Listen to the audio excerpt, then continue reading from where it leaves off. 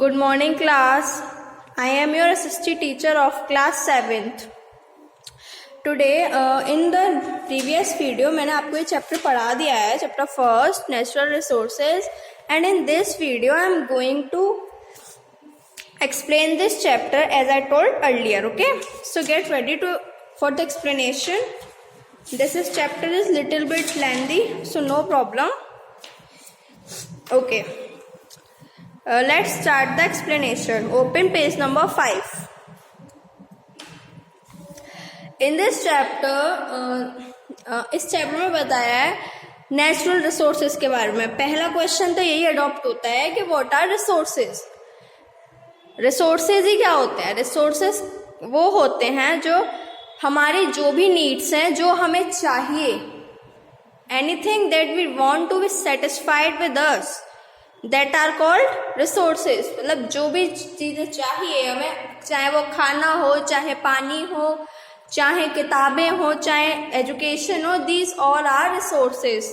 Okay, so हमें पता है कि जो हमारा अर्थ है सिर्फ उसी पर ही लैंड है, ठीक है, और जिसमें भी 30% ओनली लैंड है, अदरवाइज 70% क्या है, 70% water.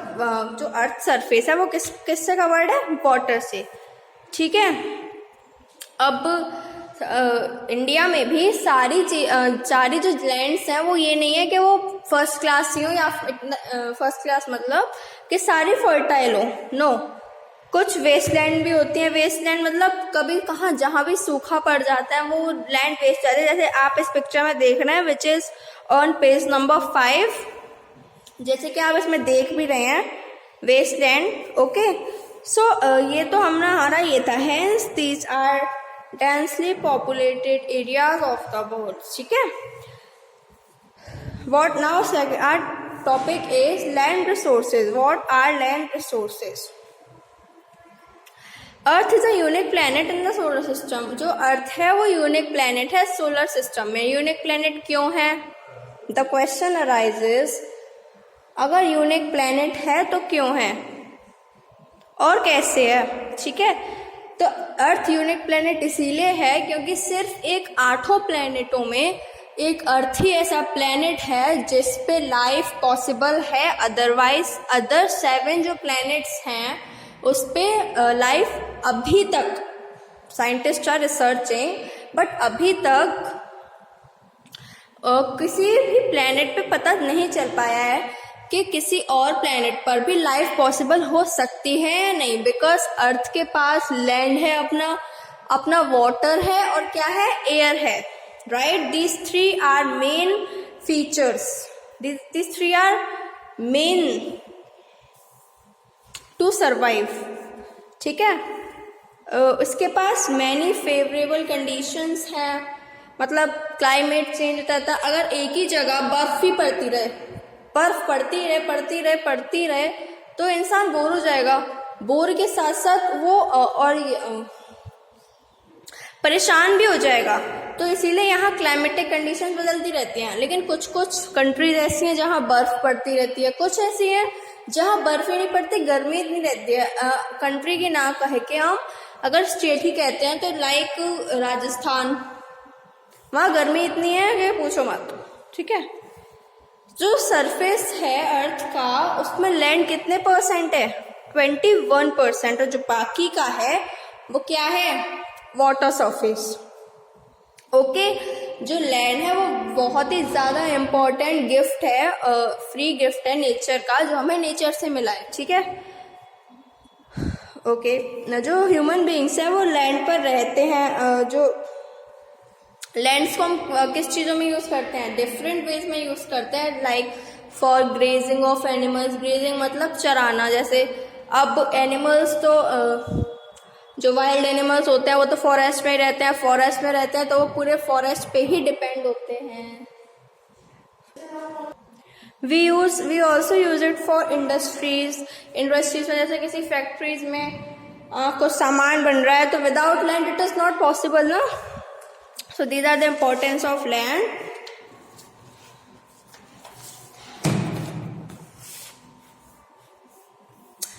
Now come to the next page. जो लैंड है वो मतलब इस पूरे टॉपिक पे यही बताया है कि हमें लैंड किस किस चीज़ों में ज़रूरत है, और इस मैप में हमें ये बताया लैंड यूज मैप, मतलब लैंड की क्या क्या यूजेज है और कहाँ कहाँ ये यूज हो रही है, ठीक है। ओके देन, और वाटर का भी काफ़ी यूजेज है। Now the second topic is land utilisation in India. Okay, The total geographical area of India is above 330 million hectares। जो प्रॉपर जो geographical area है वो 330 ये हेक्टेयर्स है। This is the unit of measuring, okay, measuring land, okay. So इससे बहुत ज़्यादा है, इट मीन्स तो जो according to the latest data available the land use pattern in India. अब इसमें एक ये जो है ये 7 पॉइंट से डेटा अवेलेबल है जो लैंड जहां जहां यूज हो रही है, मतलब किस किस एरिया में इतनी लैंड यूज हो रही है, ठीक है। तो you have to read this. Okay, India is a large country with large population. जो इंडिया है वो बहुत बड़ी कंट्री है विद लार्ज पॉपुलेशन, मतलब यहाँ बहुत बड़ा पॉपुलेशन है, ठीक है। Land is needed to produce food crops for human beings and raw materials for industry. जो लैंड्स है, जो मैंने पहले ही बताया कि जो लैंड पे हम क्रॉप अगर ग्रो करेंगे वो हमारे लिए यूजफुल है, हमारे लिए यूज हो रही है। क्रॉप्स जो ग्रोन हो रही है वो किसके लिए हो रही है, ह्यूमन बींग्स के लिए। और जो raw material industries, raw material भी किससे बनता है, जैसे कोल है, पेट्रोलियम है, ये सब भी जमीन से ही निकलते हैं। जमीन ही नहीं होगी तो कैसे निकलेंगे, right.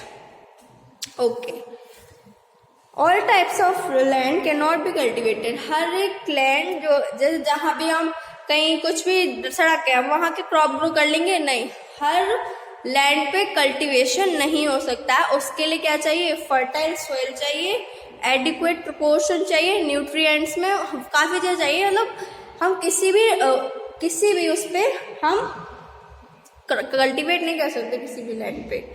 The cultivation of land depends upon, मैंने बताया फर्टिलिटी पे डिपेंड करता है, क्या फर्टिलिटी है, उपजाऊपन लैंड सॉइल का, रिलीफ ऑफ द लैंड है कैसी, अवेलेबिलिटी ऑफ वाटर, मतलब सफिशिएंट अमाउंट में वाटर है या नहीं, and the need of the people, और मतलब कितना किसको चाहिए। अब ज़्यादा हाई लेवल में प्रोडक्शन करेंगे तो हमें बड़ी लैंड चाहिए, अगर लो लेवल पे करेंगे तो हमें छोटी चाहिए, तो वही चीज़, ठीक है। इसमें ये था। और in this thus it is essential to prepare a proper land use plan of the available land. This can be done through, अब हमें पता करना है कि हमारे लैंड रिसोर्सेज तो फिक्स्ड है but population is increasing day by day, right. तो अब हमें कैसे पता करें कि कितनी लैंड है, कितना क्या है, तो उसमें ये मेथड्स हैं 5। तो you have to read checking the further spread of deserts, desert कितने हैं, ज़्यादा और तो नहीं है। अब डेजर्ट एरिया या फिर स्नो एरिया में हम क्रॉप ग्रो नहीं कर सकते, मैंने बताया सिर्फ इन्हीं ये फीचर्स होने चाहिए लैंड में हमारी, जिसमें हम क्रॉप ग्रो कर सकते हैं। एडॉप्टिक साइंटिफिक टेक्निक्स, मतलब साइंटिफिक टेक्निक्स का मतलब है जैसे fertilisers, pesticides we have to use to grow our crop. Third, conserving soils and forest, हमें सॉइल्स और फॉरेस्ट को बचाना चाहिए। अगर सॉइल्स और फॉरेस्ट बचेंगे तो सॉइल अच्छी रहेगी हमारी, राइट। सॉइल अच्छी रहेगी तो हमारी क्रॉप अच्छी उगेगी। प्रोवाइडिंग इरिगेशन फैसिलिटीज, अब तो काफ़ी अब ज़माना हाईटेक है तो इरिगेशन फैसिलिटीज़ भी काफ़ी हैं। Through wells we can, through canals, through rivers, through hydroelectricity, through dams we can generate electricity, और through we can do irrigation in many ways. तो प्रॉपर फैसिलिटीज होनी चाहिए इरिगेशन की। And fifth is increasing the use of manures and chemical fertilisers. Manure और मतलब chemical जैसे cow dung वगैरह, मतलब नेचुरल चीज़ें क्यों हमें क्यों मिलानी चाहिए सॉइल में, क्योंकि ये हमारा जो लैंड है वो ज़्यादा फर्टाइल बनाती हैं, उपजाऊ। फर्टाइल मतलब उपजाऊ, जिससे हमारी क्रॉप क्या होती है, अच्छी होती है। जैसे गाय का गोबर, काउ डंग, सड़ी गली सब्जियाँ, peels of vegetables.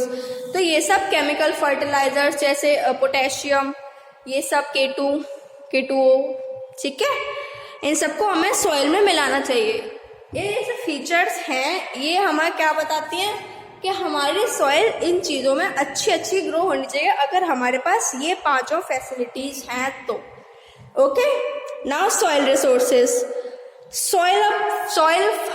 the question arises, how is soil formed?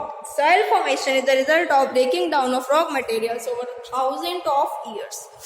जो soil कैसे बनी, जो soil I know and you know also कि नेचर से मिली है, बट उसका कैसे भी फॉर्मेशन तो हुआ होगा, तो कैसे हुआ? It is a result of breaking down. उसको रॉक्स जब बहुत ही छोटी पार्टिकल्स में बन गई, रॉक मटेरियल्स ओवर हजारों सालों पहले, ये तो सॉइल की बात है, लेकिन जो कोल और पेट्रोलियम होते हैं उन्हें तो मिलियंस ऑफ ईयर्स हो जाते हैं। वो कैसे बनते हैं कोल और पेट्रोलियम? सॉइल की हम बाद में बात करेंगे, first of all we talk about coal and petroleum. वो कैसे बनते हैं? वो ऐसे बनते हैं जब पहले डायनासोर्स वगैरह थे, तो वो अब तो नहीं है कुछ, बट पहले के जो थे हजारों मिलियनों साल पहले के जो डायनासोर वगैरह थे वो मर गए because of the temperature, high temperature. अब भी यही होने वाला है, जो आगे समय आने वाला है अब भी यही होगा, बट अभी फिलहाल हम प्रेजेंट में जीते हैं, नॉट ऑफ फ्यूचर और पास्ट। ओके, सो पहले डायनासोर मिट्टी में दब गए, तो इन सब से क्या बना? पेट्रोलियम। और जो प्लांट्स वगैरह थे वो भी अब सब खत्म हो गया था पहले, तो वो सब मिट्टी में दब के क्या बन गए? एनिमल्स और प्लांट्स को कोल एंड पेट्रोलियम। ऐसे ही जब सॉइल कैसे फॉर्म हुई? जब पत्थर जो है वो ब्रेक डाउन हो गए स्मॉल सब्सटेंसेस में ओवर थाउजेंड्स ऑफ, हजारों साल पहले, ठीक है। इससे हमारा क्या बनी? सॉइल बनी। Okay, rocks are also split by chemical weathering. Oxygen and carbon dioxide contained in rain and acid in the soil attacks rocks, dissolving their components. The roots of plants cause biological weathering.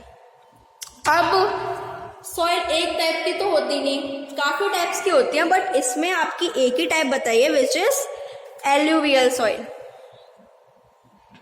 The plains of Himalayan rivers, Ganga, Sutlej, Brahmaputra and tributaries. Tributaries क्या होती हैं? जैसे Brahmaputra and tributaries, मतलब एक river तो जा ही रही है, एक रिवर अपने रास्ते से जा ही रही है, उसके यहाँ एक इधर निकल गई, एक उधर निकल गई, तो छोटे छोटे चैनल्स होते हैं एक रिवर के, उन्हें क्या कहते हैं हम?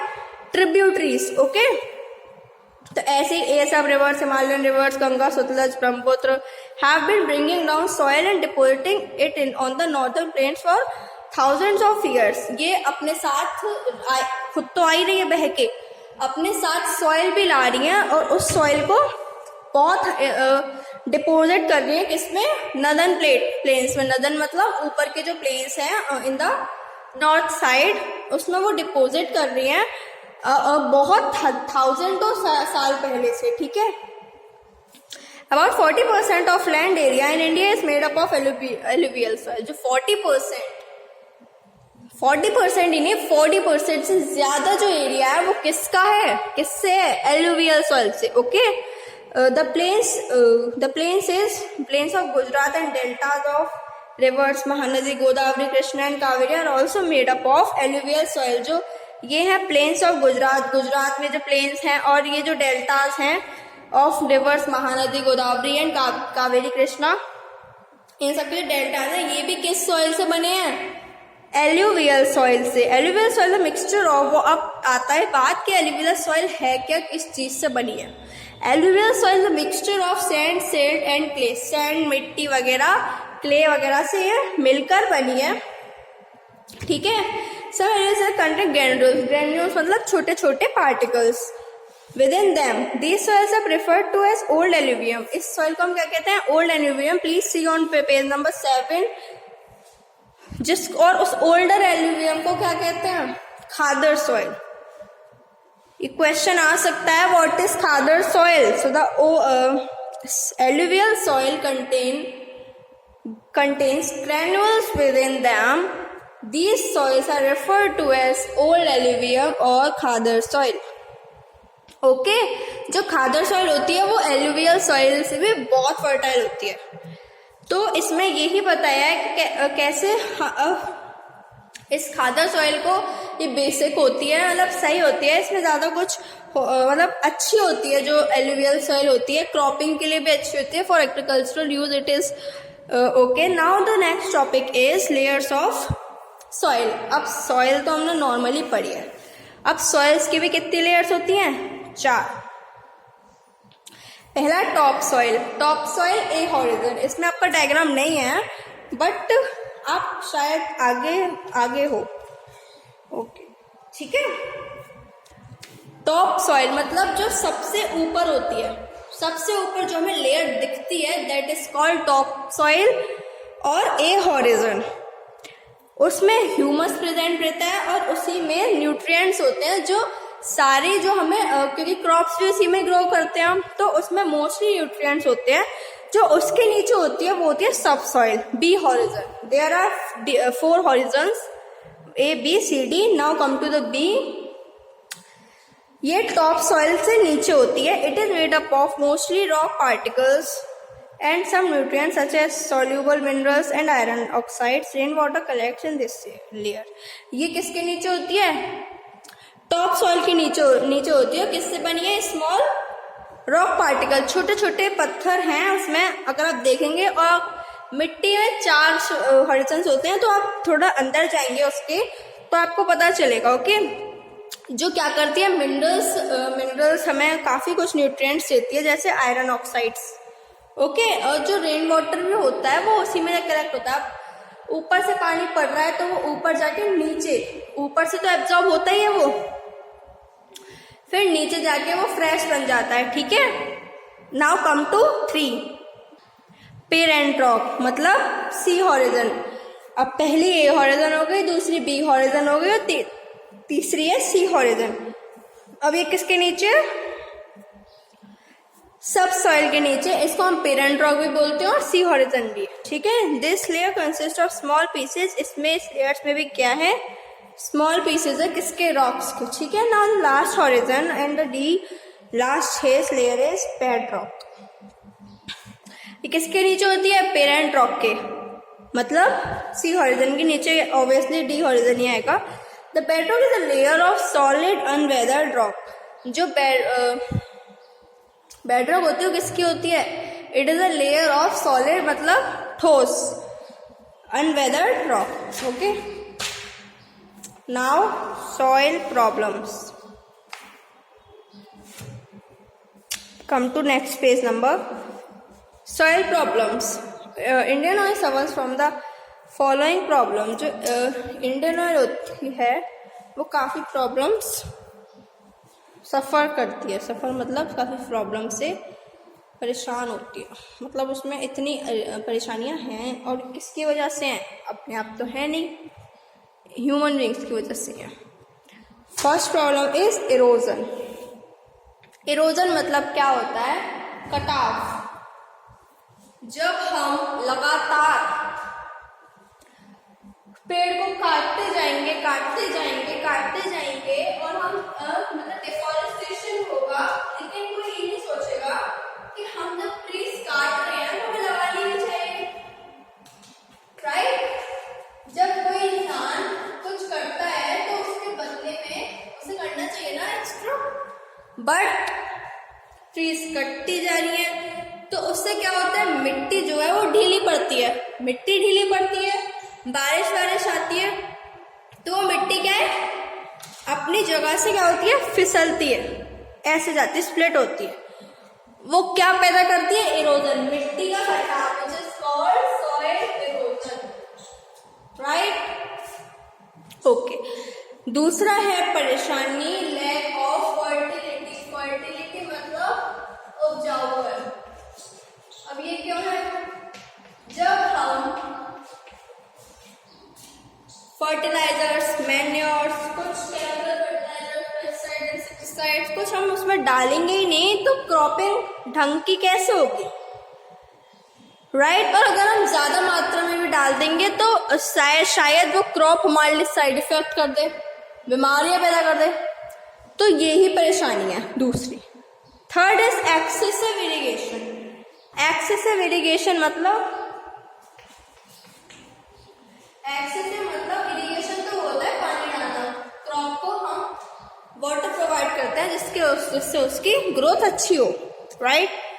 एक्सेसिव बहुत ज़्यादा अगर हम इरिगेशन करेंगे, अगर कम इरिगेशन करें तो प्रॉब्लम है, ज़्यादा करें तो प्रॉब्लम है। एक्सेसिव इरिगेशन अगर हम करेंगे तो जो क्रॉप होगी वो अच्छी ग्रो नहीं हो पाएगी। उसमें जो अगर पानी निकलता रहेगा, इसमें heavy like excessive irrigation breaks the soil otherwise lie in the other reaches of the soil on the top. The concentration makes the soil unfit for agricultural operations. जो अगर हम बार बार पानी डालते ही रहेंगे, जो क्रॉप है मतलब एक इक्वल अमाउंट में पानी डलना चाहिए, ये नहीं बार बार डालते जा रहे हैं, उसकी एक क्वांटिटी होनी चाहिए, राइट। और ये है दी अनप्लान्ड यूज। अनप्लान्ड यूज मतलब कोई भी क्रॉप कहीं भी यूज कर देते हैं, कोई प्लानिंग ही नहीं होती है। मतलब जैसे किसी ने खेत ले लिया, अपना फील्ड ले लिया, अपना खरीदे 2 हेक्टेयर की, अब पता नहीं उसमें फर्टिलिटी कैसी है, तो उसमें क्या बनाना चाहिए, पेस्टिसाइड्स मिलाने चाहिए, मैन्योर बनाना चाहिए, केमिकल फर्टिलाइजर्स मिलाने चाहिए, जब उसी से होगी। अदरवाइज अगर हम ऐसे ही क्रॉप ग्रोथ कर देंगे, दिस इज अनप्लान्ड यूज, बेफालतू में उस क्रॉप का वेस्टेज हो रहा है और कुछ नहीं हो रहा, right. Now second topic is water resources. Next topic is water. Okay, water resources में क्या पढ़ेंगे हम ये पढ़ेंगे what is precipitation. In short मैं बता देती हूँ और you have to read it at your home, but in short I am telling you. पढ़ा होगा आपने इवेपोरेशन, कंसंट्रेशन अर्लियर क्लासेस में, अर्लियर बुक्स में, साइंस, हिस्ट्री, ज्योग्राफी, इसमें पढ़ा होगा आपने what is evaporation, condensation, this is all. तो ये एक प्रोसेस होता है, मैं पूरा प्रोसेस बता देती हूँ, उसी में इसका आंसर होता है, ठीक है। जो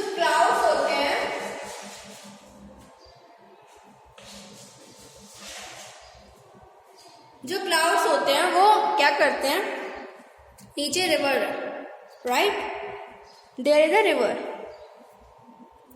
जैसे मैं आपको एक रफ डायग्राम बताती हूँ कि उस डायग्राम से आप क्या करोगे, आराम से आप कर सकते हो, समझ सकते हो, ठीक है। दीज आर माउंटेन्स, दिख रहा है,